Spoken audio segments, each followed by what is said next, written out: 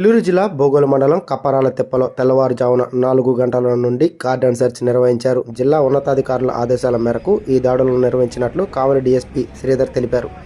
ఈ దాడులలో 30 మంది అనుమానితులు, 36 ద్విచక్ర వాహనాలు, ఒక కారును స్వాధీనం చేసుకున్నట్లు డీఎస్పీ తెలిపారు. మన నెల్లూరు జిల్లా ఎస్పీ మేడం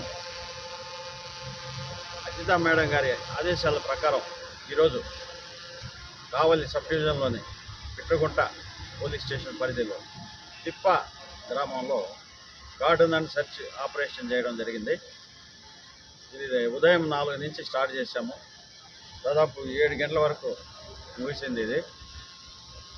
ఈ టైంలో మేము దాదాపు రౌడీ షీటర్లు 10 మంది, సస్పెక్ట్స్ 8 మంది, సస్పిషన్గా ఉండే పర్సన్స్ 19, టోటల్గా 37 మంది వ్యక్తుల్ని పట్టుకొచ్చి మనం స్టేషన్లో పెట్టాము. వాళ్ళ గురించి విచారిస్తున్నాము. అదే రకంగా బైకులు అంటే ఆర్సీలు ఇవేం లేవు, వాటికి రికార్డ్స్ లేని బైకులు 33, ఒక కారు, టోటల్గా 34 వెహికల్స్ కూడా పట్టుకురావడం జరిగింది. ఇవన్నీ కూడా రికార్డ్స్ అయినా కూడా వెరిఫై చేసి తగిన చర్య తీసుకోవడం జరుగుతుంది. డిఎస్పీ శ్రీధర్ కావాలి.